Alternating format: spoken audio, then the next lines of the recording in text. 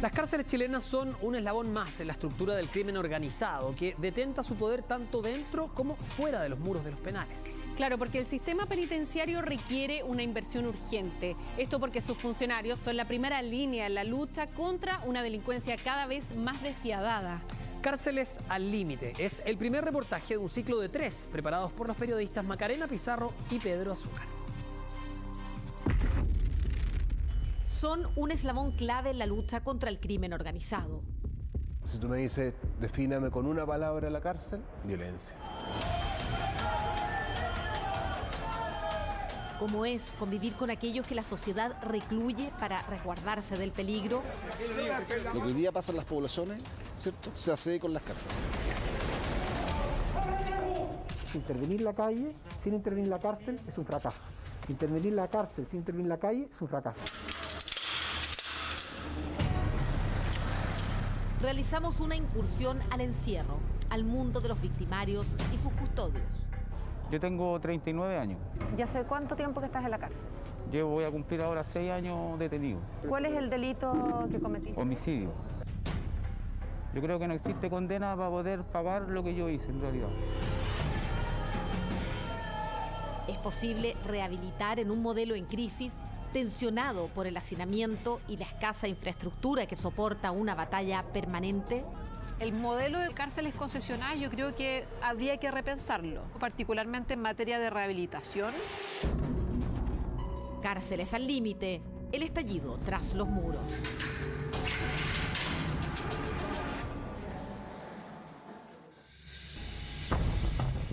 Marzo de 2020 y estalla una revuelta carcelaria en el Centro de Detención Preventiva Santiago 1. ¡Súbase por los techos! Fue un intento de fuga masiva que posterior, cuando se frustró la fuga masiva, derivó en un motín generalizado de parte de la unidad. Nuestro equipo tuvo que intervenir porque teníamos manejo de inteligencia de que iba a ocurrir esta situación. Este penal alberga a quienes se encuentran en prisión preventiva, a la espera de ser juzgados por un tribunal. Estos no son reos rematados como los reclusos del CDP de Puente Alto, internos que ya fueron condenados a presidio por un tribunal y que se amotinaron al mes siguiente. Era la segunda de las 3 revueltas carcelarias que marcaron el inicio del año en medio de la pandemia. Andan como 3 con el virus en la torre y los dejaron aislados, a todos encerrados los pisos que los moramos. Una fue el intento de fuga masiva con un posterior motín en el CDP Santiago 1, una toma de rehenes de 5 funcionarios en el CDP de Puente Alto y un motín con incendio en el CCP de Colina 1. En este último, 19 gendarmes resultaron heridos, uno de ellos apuñalado en una pierna. Se desencerraron los internos, están en el pasillo central, quieren tomarse la cana. Un caos generalizado. Todas las torres con internos o reos sobre los techos, lanzando fuego, lanzando piedras, vasos, todo lo que tiene a su mano tirando. Ellos generalmente tienen armamento cortopulsante o cortante, que son los famosos estoques. Las restricciones propias de la pandemia acrecientan la ya tensa situación que se vive tras los muros de las cárceles chilenas. Sacamos todo lo que tenían, camarotes, mesas, bancas, sacamos todo y recién exprimimos un desastre. Y ese ingreso es paulatino, no es explosivo, porque el caos ya estalla. Muchos de ellos no quieren participar en el motín, entonces esa gente se saca de forma inmediata. Los equipos antimotines se entrenan para operar en espacios reducidos y enfrentar a grupos de agresores atrincherados. La intervención en sí consistió en ingresar a los módulos, aplicar el protocolo de uso de la fuerza, llamar a los internos a que desistieran de su actuar, posterior una demostración de fuerza y por último la aplicación de la fuerza. No hubo ningún interno que fuera dañado ocularmente. Todos los disparos de nuestros operadores fueron dirigidos a las extremidades inferiores.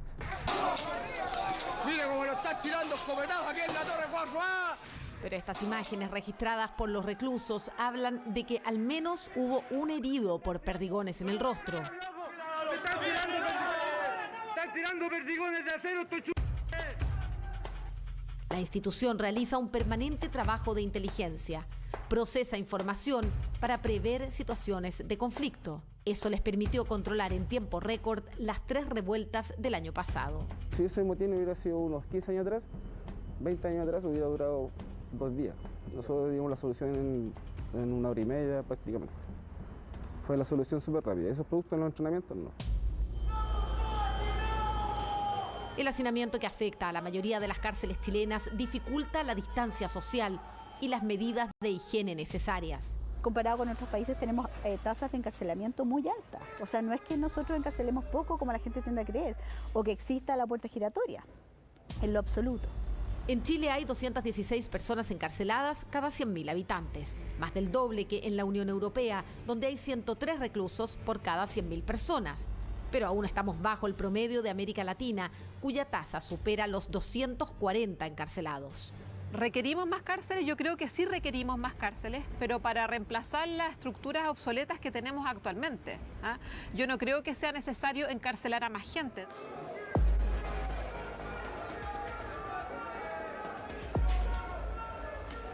A continuación vamos a ingresar al óvalo de la expenitenciaría, que es el lugar donde convergen todas las galerías, donde se reúnen todos los internos y tradicionalmente ha sido también el lugar donde se producen los mayores conflictos entre ellos.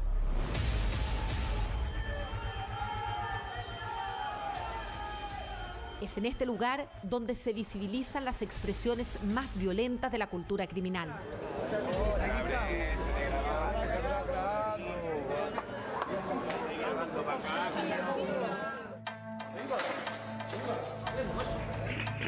Códigos carcelarios que evidencian profundos cambios tras la irrupción del narcotráfico, del crimen organizado. Ciertos ritos que antes eran característicos de la población penal, ¿no? Una riña o los conflictos o diferencias de uno y de otro se resolvían en una lógica concertada, vale decir, en una riña con armas blancas, 1 a 1, con un círculo que los rodeaba. Hoy día se habla de los atentados, que no es más ni menos que sorprender a una persona, ojalá totalmente indefensa, dando la espalda y agredirla con la intención claramente de quitarle la vida.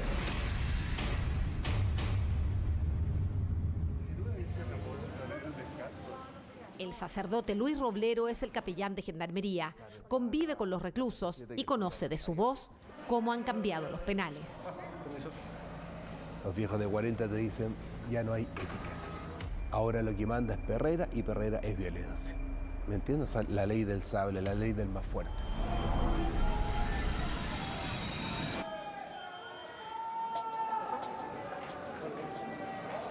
Flores, habilita la 4, por favor, la calle 4. ¿Cómo están? Bien, bien. Con mascarilla, por favor. La visita sorpresa nos permite constatar que los internos son reacios a las mascarillas. Las usan solo porque estamos ahí. Atento a vacío funcionario, ábrale vacío a los funcionarios, pongan su mascarilla, hermano. Sí, acá tengo esta mascarilla. No nos cuentan una mascarilla de esa. Toma, mira.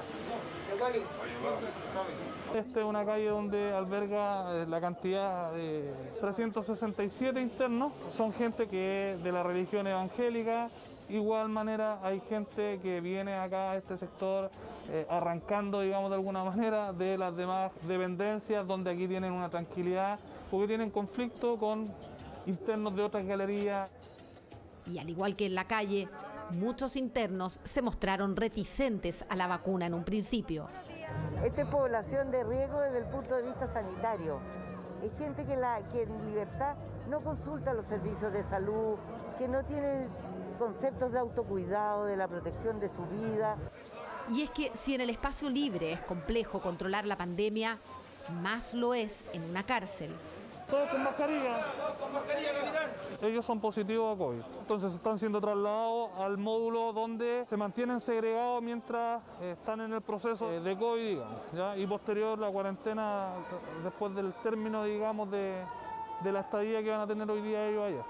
Nosotros estamos hablando de una población de 38.000 personas privadas de libertad y hemos tenido, desgraciadamente, 29 fallecidos y no más a nivel país. O sea, de alguna manera había como una expectativa de que esto iba a ser una tragedia. Afortunadamente, como te digo, y gracias al equipo, al trabajo de todos, esto no ha sido así hasta el día de hoy. Todavía nos queda camino por recorrer. Vacunación masiva de internos y testeos activos de posibles contagios fue la estrategia que implementó Gendarmería con el apoyo de las universidades de Chile y Católica. Se suspendieron las visitas presenciales, solo contactos telemáticos y un ingreso de encomiendas controlado. Este aislamiento doble tensiona el clima interno en los penales. Como no hay visitas, proliferan los pelotazos, objetos y sustancias prohibidas que son lanzadas sobre el muro hacia los patios de la cárcel. Los narcotraficantes con dinero, en cambio, utilizan drones para burlar la vigilancia. Hoy día la tecnología que están aplicando es tecnología de punta para poder ingresar droga acá. Tenemos un dron que es un Mavic Pro que está cerca de los 2 millones de pesos, que fue de lo que pillamos acá. Organizaciones criminales con recursos económicos derivados del narcotráfico que cada vez ejercen mayor poder dentro de los penales. Los conflictos territoriales que han surgido con las bandas relacionadas al narcotráfico. Antes el delincuente común no tenía problemas territoriales. El que los tiene es el que se dedica a traficar, que se sienten dueños de un territorio. Y esa pugna territorial se traslada al interior de las cárceles. El actual director de la institución es el coronel Cristian Alvial, quien le otorga a Gendarmería un rol fundamental en la seguridad ciudadana. Tenemos que seguir potenciando todo lo que es investigación, análisis, inteligencia de estas bandas criminales mientras están cumpliendo condena. Y eso es necesario también que se incorpore a Gendarmería en este circuito de seguridad pública, que tenga una relación mucho más fluida con el Ministerio Público, con las policías, porque esta delincuencia no da tregua. A diferencia de muchos de sus predecesores que asumieron ese cargo por mero cuoteo político, Alvial es un funcionario de carrera en la institución. Toda la política del clientelismo deja muchas deudas que después tú tienes que pagar. Acuérdate de las pensiones que se dan en Gendarmería. Pensiones de 4 millones, 5 millones. Y aquí nadie sabía nada. Y yo me acuerdo de haberlo dicho. Oye, pero ¿cómo? Pese a que visten uniforme y portan armas, los gendarmes no integran el selecto escalafón de las Fuerzas Armadas y Carabineros. Son una rama subvalorada y muchas veces mirada en menos por los uniformados y la sociedad civil. ¿Sientes que es valorado el trabajo que hacen en Gendarmería? Cuando tú le dices a alguien, ¿en qué trabajas tú? Yo soy gendarme. Sí, mucha gente se alarma y es como, no te puedo creer que trabajes en Gendarmería. Generalmente la gente se espanta, que es como el trabajo que ellos nunca realizarían. Pero yo creo que uno a través del tiempo se va acostumbrando y lo hace parte de su vida. A mí por lo menos me gusta lo que hago.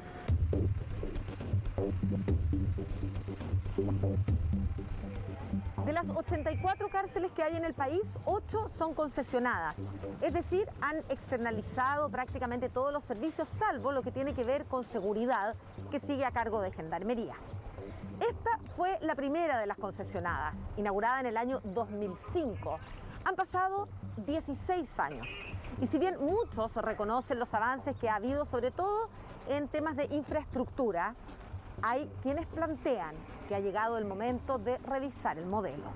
No hay mayores resultados en cárceles concesionadas versus las cárceles tradicionales. En cuanto a acceso a ciertos beneficios, programas y talleres, no hubo un gran aporte, no hubo un gran beneficio en concesionar las cárceles. Hay incluso mejor administración dentro de las propias cárceles de Gendarmería que en las cárceles licitadas. Entonces, ¿es posible la rehabilitación bajo el actual modelo penitenciario?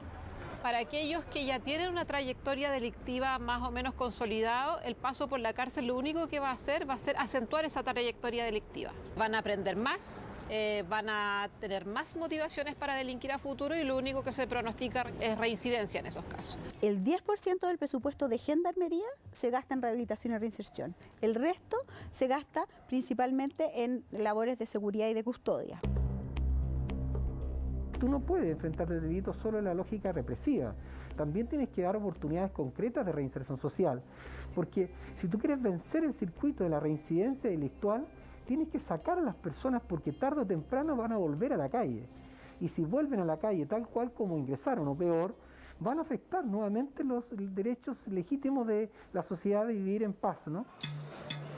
Pero los recursos fiscales para la reinserción son escasos y no es muy popular gastar la plata en delincuentes, pero aún hay esperanza.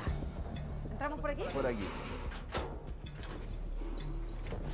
¿Me puedes contar qué es el Espacio Mandela? Es un lugar de intervención integral para población de alta complejidad, con mucho daño de la cuna a la base y con altos grados de violencia, yo diría así como aquilatada en el cuerpo, ¿no? Esa violencia después la descargan en las víctimas. Aquí en este caso de los Mandela como que se elige al más malo, por decirlo de alguna manera. El que tiene menos posibilidades.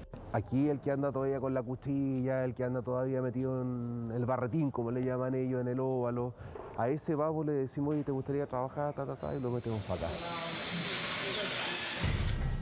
Mañana, la pugna por el poder y la guerra intracarcelaria.